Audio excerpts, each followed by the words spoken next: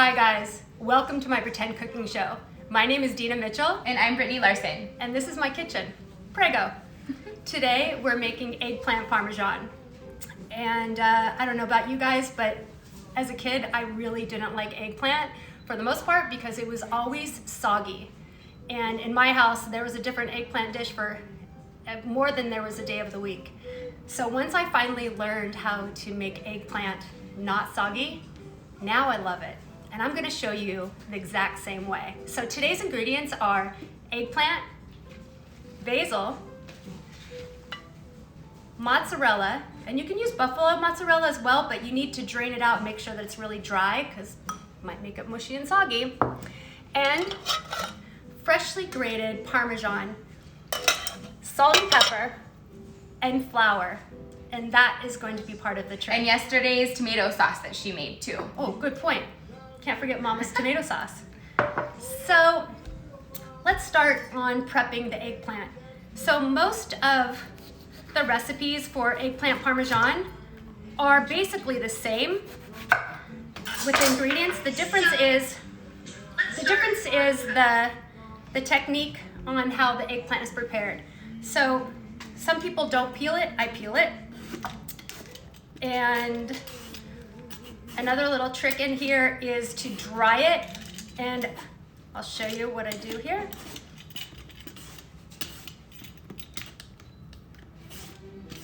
Why am I peeling towards me? I would peel so much better away. So, back to my story. So what we're gonna do is we're actually going to, after we slice it, we're gonna lay it out with some salt and then cover it and let it sit for about an hour. And that is gonna take away the bitterness, because it's a little bit bitter, and it's also gonna make it crispy, which I would rather have crispy than soggy any day. Yes, definitely. This is actually my mama's favorite. I'm super excited to bring it home for her to try. I'll tell you how she liked it next week on our show. Oh, I hope so. All right, I've successfully butchered this in like 33 seconds. And these, I haven't figured out anything to use these with yet, but I'm just gonna throw them over there for a minute. Your eggplant obviously has two different sizes. I mean, it's wider on one side and narrow on the other. When it comes to cutting, make sure you cut this way so that it's easier to slice it. And we're going to slice it in 1/8 thickness slice. Let me see. Let me move this guy.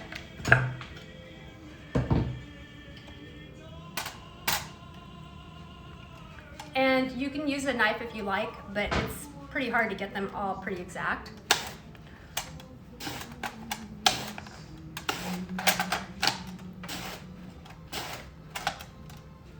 I'm not gonna do all of them, but I just kind of wanted to show you the thickness.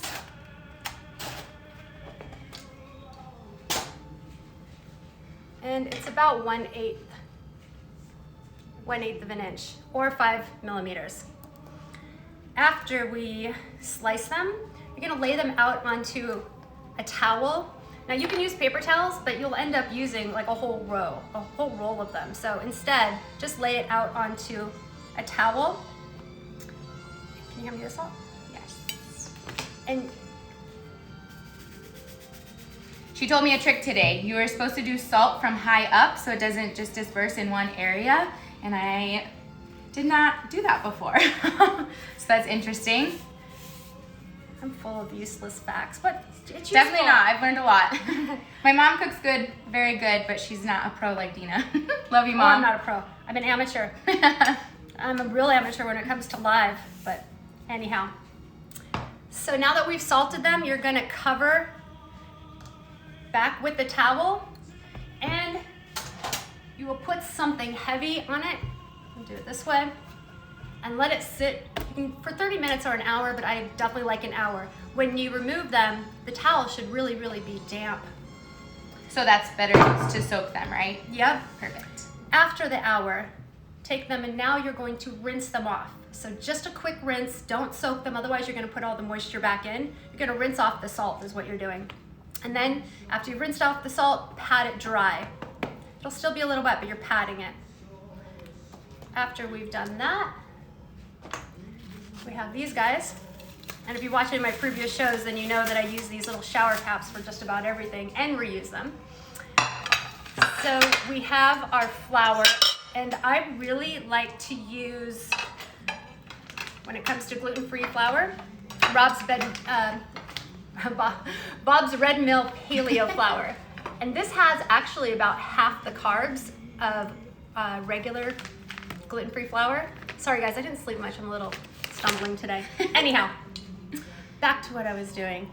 So we're going to run these through the flour, the gluten-free flour. Can you just talk for me?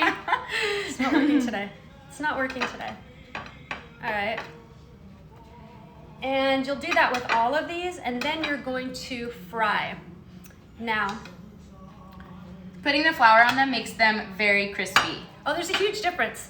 Big difference. So if you now you have if you look at different recipes, some of them will have that you don't fry the eggplant at all. Some of them will have that you fry the eggplant in olive oil. Some that you just dredge them in the flour, and some that you do egg and flour. Here's the thing, if you just do olive oil, it will be greasy. It's gonna soak it up. It's gonna soak up the oil. If you do flour, it's actually gonna soak up less oil than if you don't. So it's actually a little bit healthier, especially since we use the gluten-free flour, the paleo flour. It just spilled all the way down me. And let's see. So when it comes to, this is pretend, right? It is. I forgot. Yeah. What are we practicing? It's a pretend cooking show.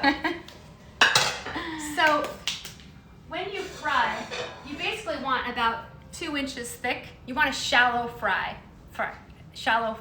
About 2 inches thick or a little bit less of oil, and you need a neutral oil. So I use peanut oil. I really like how it crisps up. And then I also will mix in a little bit of olive oil for flavor.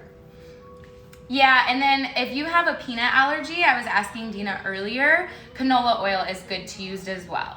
And then mix in a little olive oil for flavor. Yes. So you're gonna fry on both sides, and it's gonna take about 6 minutes, and this is gonna be your finished product. It's actually crispy and super, super yummy. And this is gonna make for a great eggplant. As soon as you take it out of the fryer, go ahead and put salt on. Remember, we washed it off before, so just go ahead and sprinkle some salt on there. And by the way, these taste really, really good as chips too. I was gonna say, yeah, we can snack on them for sure. And if you know me, I like everything crispy, so. And I hate soggy. How does that? Well, that makes the team anyhow, yeah. Right? So now let's put together our eggplant parmesan. We have our fried eggplant. My basil, I have actually torn up, and I did about a handful or so. I've actually torn it up, and I've put it in my sauce, so it'll just be a lot easier. I just mixed it in to put together. A little bit of pepper, the mozzarella, and freshly grated Parmesan, and this is gonna make it a lot more creamy. So the very first thing you do is lay a very thin layer of tomato sauce in the very bottom. Why do we do a very thin layer again? Because we're trying to avoid soggy. Oh my gosh. Oh my gosh. It's still on. It is? Yeah, it's just dimmed. Paused. Hey. All right. Our very thin layer of tomato sauce. You can see it's very, very thin. And then you're gonna go ahead and lay down your eggplant and more sauce. So this is why we're really not putting much down right now. Perfect. We don't want to make it too soggy on one side versus the other, or the whole thing. Exactly. Cheeks. So cute. Okay.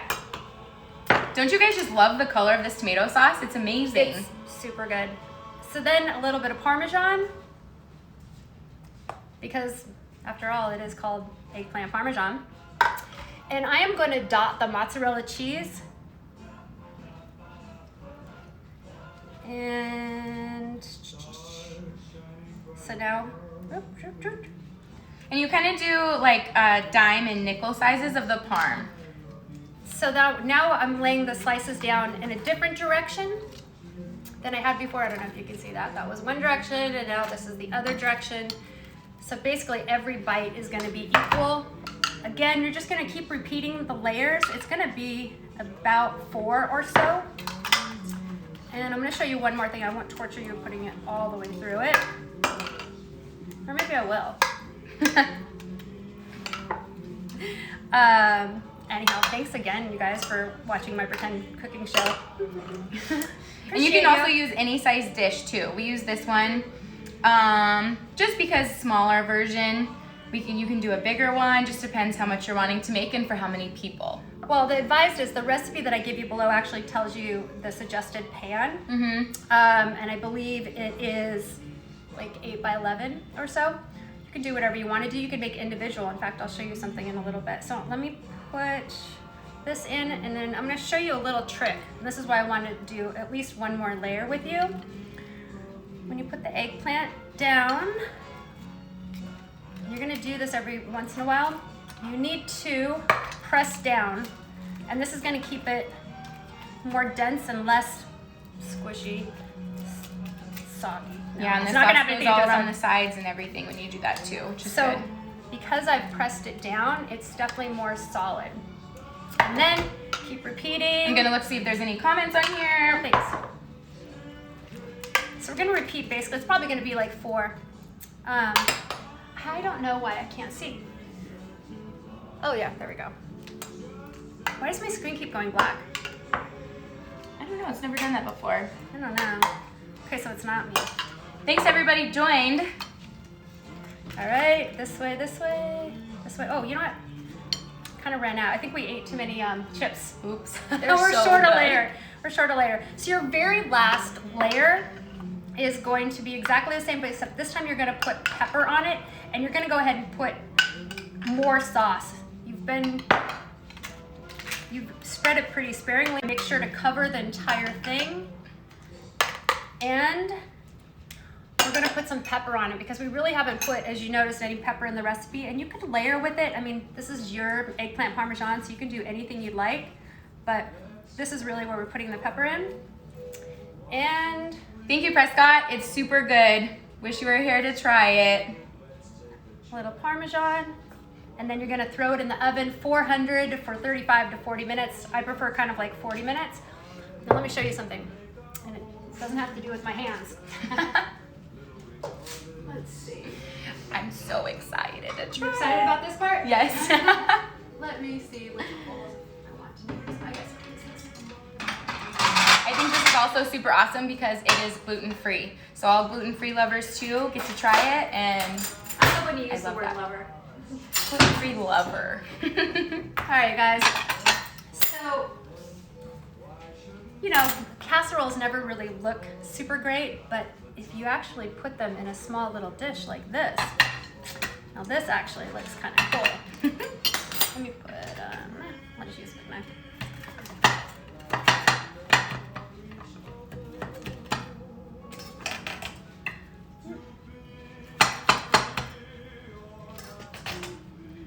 Ooh. It looks so good, nice and crispy still. Mozzarella cheese looks amazing. Yum.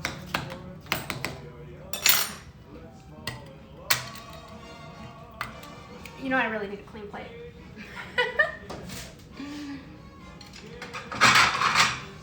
Yeah, the cheese looks really good. Perfect color and everything. Let's see if I can do this. Love. Okay. Let me have your goodness.